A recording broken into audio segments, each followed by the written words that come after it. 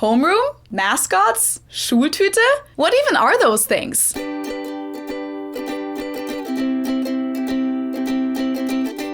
Hello, servus, and welcome back to my YouTube channel. My name is Felicia. I'm originally from Munich, Germany, but I've been living here in Cincinnati, Ohio on and off since 2016. A few weeks ago, I made a video about the differences in the education system in Germany and the US, mainly focusing on everything from kindergarten through 12th or 13th grade. I talked about how the school systems are set up in the two countries, how German kids are separated by level after elementary school, the German apprenticeship system, private versus public schools, school funding, and so on. If you haven't seen that video yet, you can click up here to check it out, but since there's so much to say about school differences in the US compared to Germany, I decided to divide the topic into two parts, and this is the second part where I'm going to tell you guys more about the day-to-day differences at school. And since we're talking about education today, I'm happy to announce that this video is sponsored by Skillshare, which is an amazing online platform where you can learn new skills,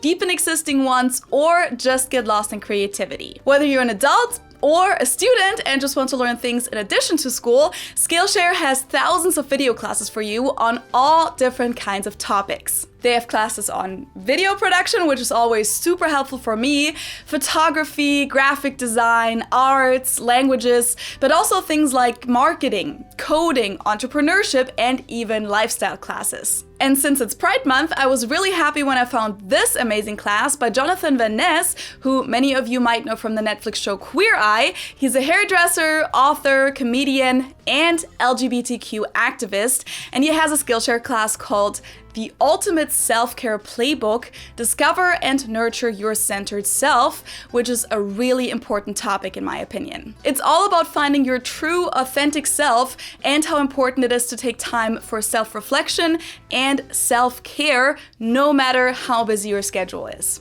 But most of all, I hope that you take the idea that taking time for yourself is not selfish. It's actually the most important investment you can give yourself in moving forward with authenticity, integrity, and joy in your life. The cool thing is that Skillshare is curated specifically for learning, so there are no ad breaks, they're always launching new premium classes, and you can even try their new live classes where you can work along in real time. If you want to join Skillshare too, be sure to check out the link in the description below, because the first 1,000 of my subscribers to click the link will get a free trial of premium membership so that you can explore your creativity.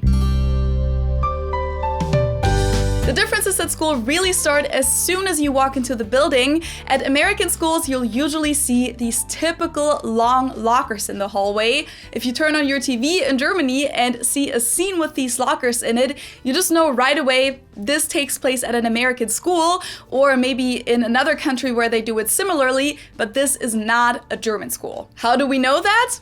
Well, lockers aren't really a part of the German school system. Some schools do have a few lockers set up that an external company rents out to students, but it's not an essential part of German school, and at least at my school, the vast majority of students didn't have a locker at all, and the ones that were rented out at my school were pretty small anyway. By the way, just a disclaimer, whenever I talk about my personal school experience throughout this video, this might have been different for other Germans because the German school system varies from state to state, and I've only ever gone to school in Munich, which is in the state of Bavaria. Now, the Americans among you are probably wondering, if there are no lockers, where do German students leave all of their books and things that they need for the next class? Well, we either carry everything we need for the day around with us all day, or we leave it in the classroom. Because the reason why this is different in Germany and the US has a lot to do with the fact that in Germany, at least up until 10th or 11th grade usually, students stay together in a Klasse, a class,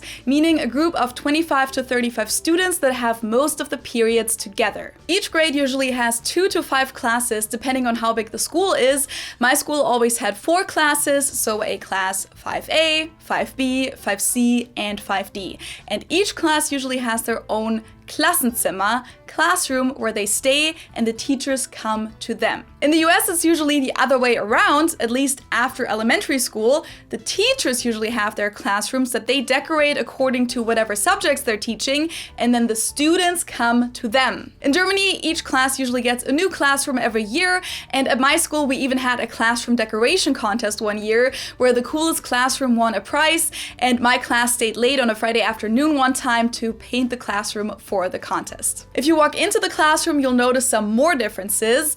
At most German schools, there are definitely some that are a little bit more modern, but at most of them, you'll have the classic blackboard at the front that you write on with chalk, and therefore there's usually a sink in the room too, because you're gonna need a wet sponge to clean the blackboard, which is usually the job of the students. We always had a rotating system where there were always 2 people who had Tafeldienst each week, blackboard duty. In the US, I found that most schools have whiteboards instead, and I've also found projectors and doc cams to be a lot more common in the US. Well, in Germany, projectors weren't usually installed in most classrooms, and we mainly still use these old-fashioned overhead projectors, and I don't think I've ever seen a doc cam at a German school. I graduated in 2012, so things may have changed since then, but there are definitely some differences here. You'll also notice that the desks at German schools usually look like this, while in the US, they usually look like this.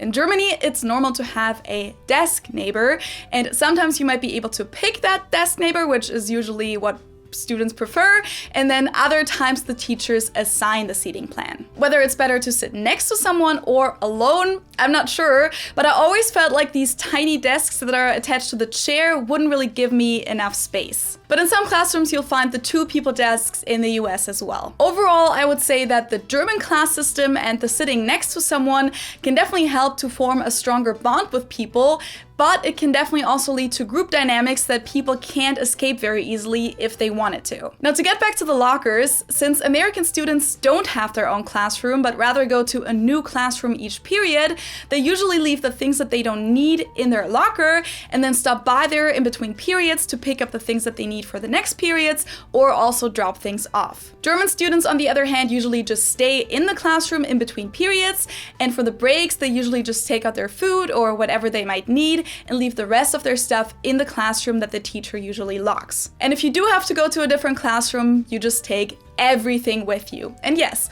my bag could get extremely heavy with all the books in there sometimes. The classes that we didn't have in our main classroom included gym, of course, then also music, arts, and sciences, so biology, chemistry, and physics. Now, since I've never attended a K-12 school in the US myself, I'm actually not sure how things are handled here regarding homework. Do students just pack up all of their books at the end of the day to take them home with them, or do they not need them for homework, or how does this work? Let me know in the comments below how you guys handled that. Another difference in the school setup that I've noticed is that in areas with higher crime rates in the US, some schools have metal detectors at the entrances, and I've also heard of students having to pass regular drug tests. I've never heard of that in Germany. Now, with staying together in a class for most of the time also goes the fact that in the German school system, students don't usually get to pick the classes they want to take. Most of the time, the schedule is predetermined.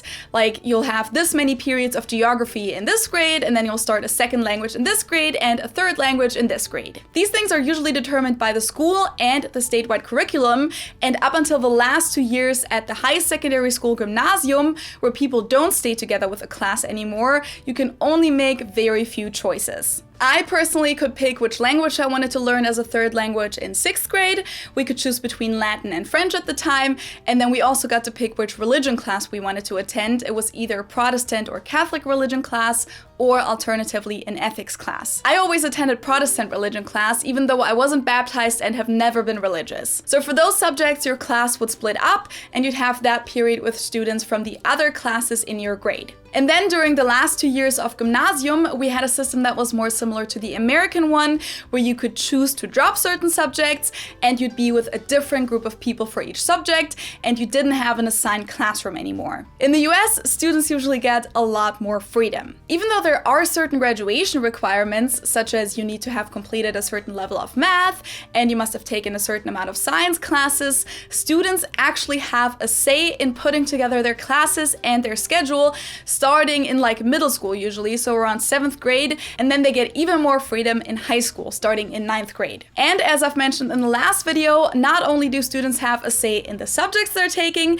but there are also different levels for the different classes usually, so that depending on their performance, they can go to a higher or lower level for each subject. Also, their schedules will be different each semester, while German schools usually work with a yearly schedule, and American students even get some guidance from academic advisors who they can sit down with and talk about their preferences and future plans. This is why Americans will usually say, "I took 2 years of Spanish in school," while Germans probably phrase it like, "I had 2 years of Spanish in school," because it's usually not voluntary. It would also probably be more like 4 or 6 years in Germany. So overall, German students can't individualize their curriculum as much. I personally chose my third language to be French in 6th grade, and then in 11th grade, I could choose to drop one science and one language, and I could also pick between arts or music and pick a focus for physical education.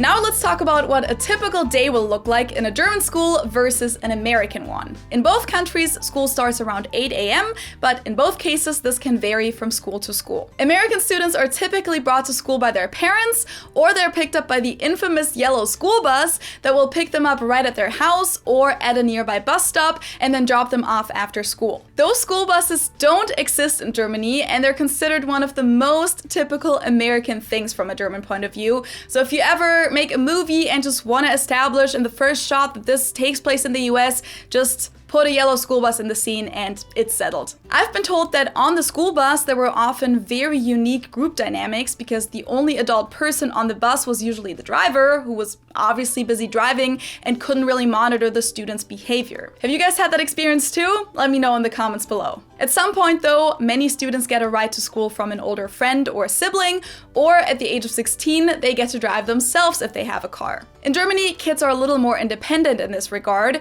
I've mentioned this in the last video, but in elementary school, it's pretty normal for German kids to walk to school by themselves in groups without any parents around, and then the bigger they get, the more of them also get to take a scooter or bike to school. After elementary school then, when kids go to a secondary school that might be farther away from where they live, you'll see many kids get to school by themselves using public transportation or even regional trains. In a big city like Munich, for example, you'll see lots of students as young as 10 years old with their big backpacks on the buses and subways in the mornings. Some German parents also drive their kids to school, but I would say that overall it's less common to do that in Germany than in the US. And driving yourself to school isn't very common because you can't drive until you're 18. So that does work for the students that go to Gymnasium or a Fachoberschule and graduate after 13th grade, but I personally graduated after 12th grade, so I could have only driven a car to school for like 2 months. What's always been baffling to me is that in the US, the school day usually starts with something called homeroom. Homeroom can also take place at a different time throughout the day, but for most of my friends, I've heard that they had it in the morning. And from my understanding, it's basically a short period where attendance is taken, administrative things are discussed, and the students also have to recite the Pledge of Allegiance while standing up and facing the flag that is hung up in every classroom. That's something that you won't find in Germany at all. No flags, which is actually a phenomenon that applies to all parts of life, but that's a different topic, and no Pledge of Allegiance or homeroom. Since we already have our classes and classrooms, one of the teachers, usually the German or math teacher, gets assigned to also be the class teacher for that class for the school year.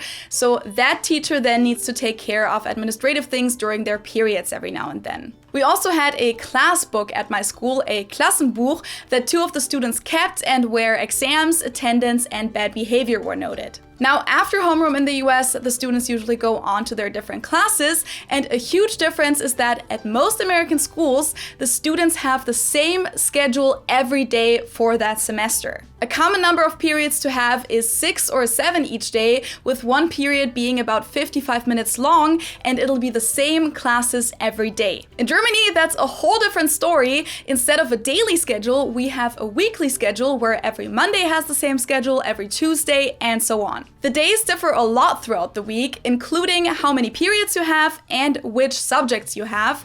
Some subjects you'll only have once or twice a week, and some almost every day, which also means that German students take more subjects at the same time than American students do. Some days are going to be shorter than others, and it's not very common at German schools to have classes in the afternoon. Now, this has been changing a lot. I, for example, did have classes until 3:30 a lot because I was in the gymnasium system called G8, and there are a lot of schools that try to have more of an all-day concept nowadays because it's better for the parents, but still, it's more common in Germany to only have 4 to 6 periods a day, and one period is usually 45 minutes long. Especially in elementary school, I often got out of school around 11:30 or 12:30, and then later in gymnasium, our standard time to get out was 1:10 p.m., but 2 or 3 times a week it would be 2 p.m. or 3:30 p.m. But since staying until the afternoon isn't the standard, a lunch break isn't a permanent feature of a student's schedule in Germany. If you did have classes in the afternoon, you usually got the 7th period off to have a lunch break,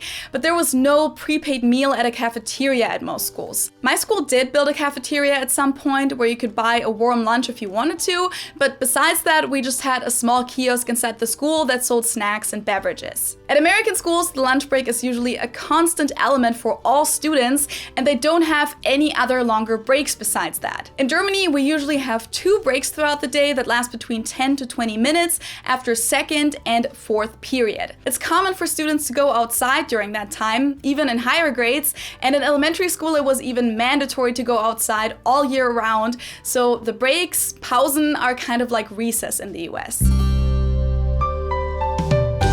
Now let's talk about the best part of the day, the part when the school day is finally over. In the US, many kids don't go home after the last period, and this has to do with one of the major differences between everyday life at schools in Germany versus the US: extracurriculars. In Germany, it's common for schools to offer a few electives like school magazine, drama group, a choir, and maybe an orchestra that meet in the afternoon after regular periods. Then there's also usually a student government and a few other organizations such as school paramedics, mediators, or tutoren, which were kind of like student mentors for the 5th graders at my school. But besides a few things like that, there isn't much going on at school after classes are over. School in Germany is mostly just class, and then the rest of your life takes place outside of school. In the US, on the other hand, extracurriculars are usually a major part of the school experience and the students' lives. Many schools have a club for almost every interest, like a science club, a debate team, mock trial, a school band,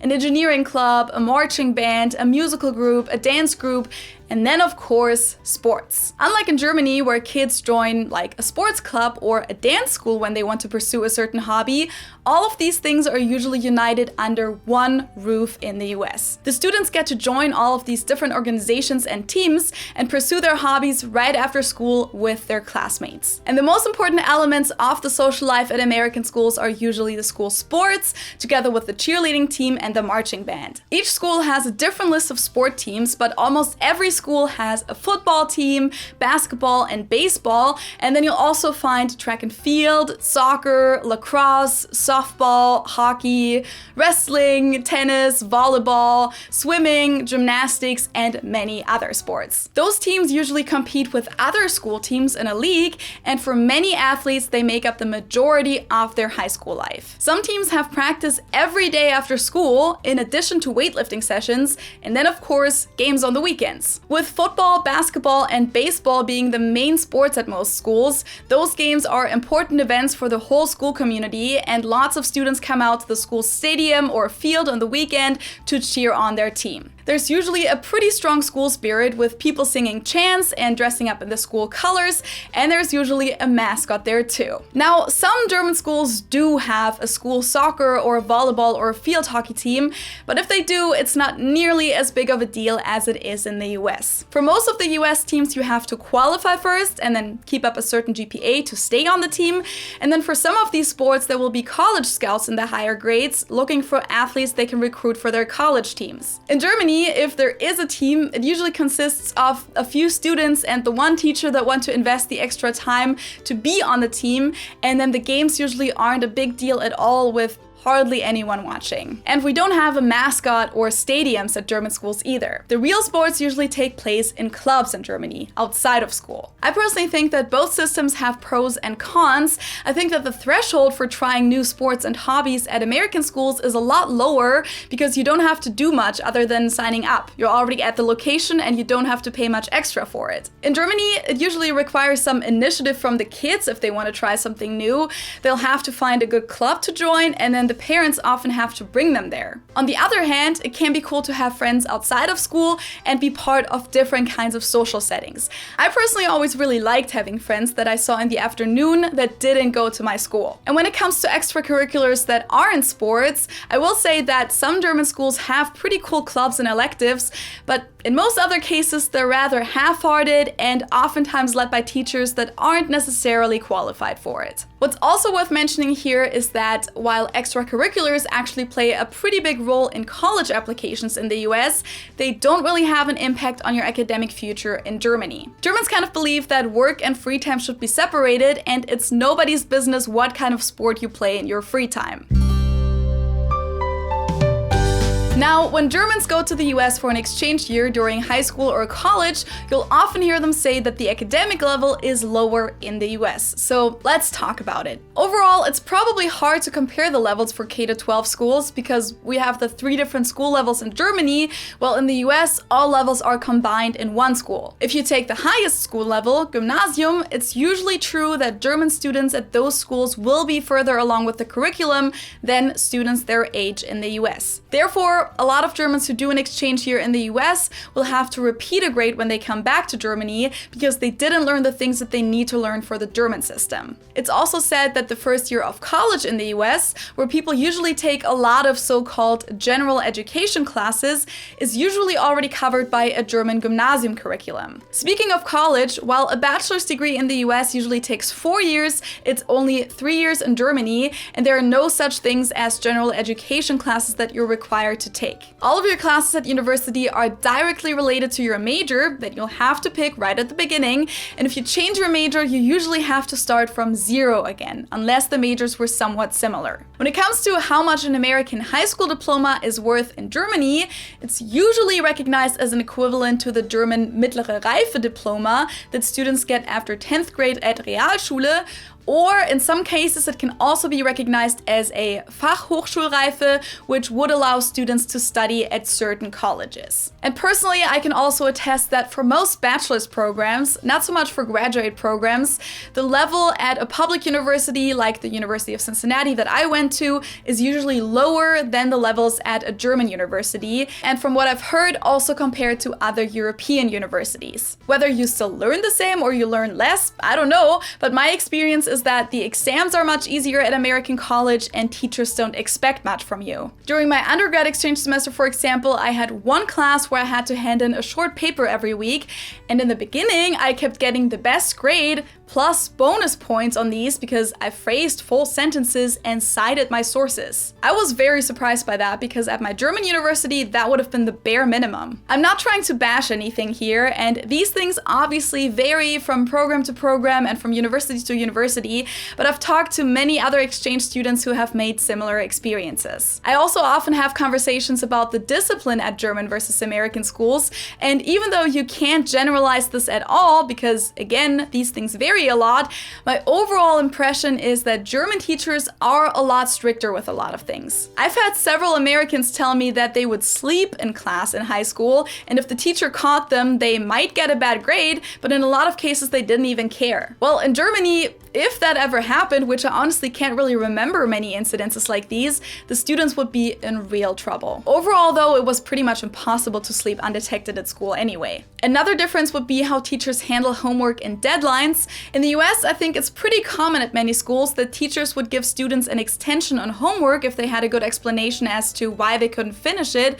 and they would also allow them to do extra assignments to improve their grade if needed. That's not common at all in Germany. Missing a deadline was usually usually a pretty big deal, and I think I may have experienced it once or twice that students gave an extra presentation to improve their participation grade, but I think that was only something that the really nice teachers did. Let me know what your guys' experience are in the comments below, but I think that overall negotiating these things is a lot more common in the US than it is in Germany, and I think that when you compare a high school to a gymnasium, grading is also a lot stricter in Germany too. I remember that we had a lot of exams where there wouldn't be a single A in our entire class. Along with that, I should probably also mention that, unlike in the US, standardized multiple choice tests aren't common at German schools at all. They're usually all exams with open-ended questions. Plus, while for public schools in the US, their test scores are important to receive more funding, test scores don't really play a big role in the German school system.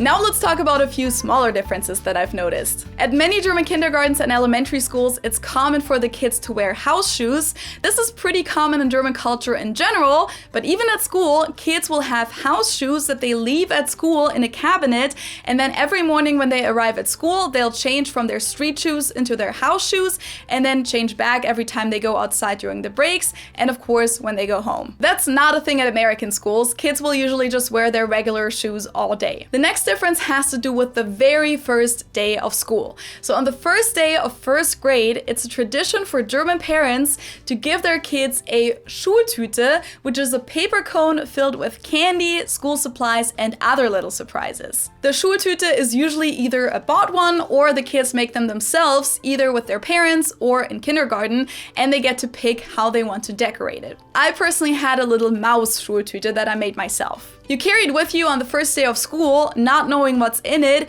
and then you open it either at school or after school when you're back home. So yeah, it's a pretty cool thing for 6-year-olds. And last but not least, in American classrooms, you'll oftentimes find this interesting looking item on the walls, which I personally had never seen before I came to the US. It's a pencil sharpener, and it has a lot to do with the fact that it's very common in American schools to write with a pencil up until you graduate. Teachers even encourage their students to do math exams with a pencil, and especially for standardized multiple choice exams, students are required to use a number 2 pencil. In Germany, it's almost the opposite. We stop writing with pencils in like 2nd grade usually, because that's when we start using a fountain pen with ink cartridges. At least that's how it was in Bavaria when I went to school. You're supposed to use the fountain pen all the way through elementary school and sometimes even in secondary school for a couple years. And starting in 2nd grade, we also learned to write in cursive, and we were required to write in cursive in all subjects. In the US, I don't think that fountain pens are ever used at schools, and I think that even though cursive is still taught at some schools, it's not mandatory to use it. Most Americans write in block letters their whole life. If you want to learn more about how Germans and Americans write letters and numbers differently, make sure to check out this video up here. Now, even though this video was really long, I'm sure that there is still some differences that I didn't get to mention, so please feel free to add things in the comments below or correct me if you experienced something differently than I mentioned it. And also hit me with your questions that came up while watching the video, and I'll be sure to answer those in another video. Thank you guys so much for watching. Don't forget to subscribe to my channel for free if you like what I do on here. And of course, you can also support my channel on Patreon and buy me a coffee. And of course, this is new, check out my shop at felifromgermany.com. It's also linked down below, and you can find, for example, these Bavarian beer mugs, you can find hats and other cool products like this t-shirt that I'm wearing. And I hope I'll see you next time. Tschüss!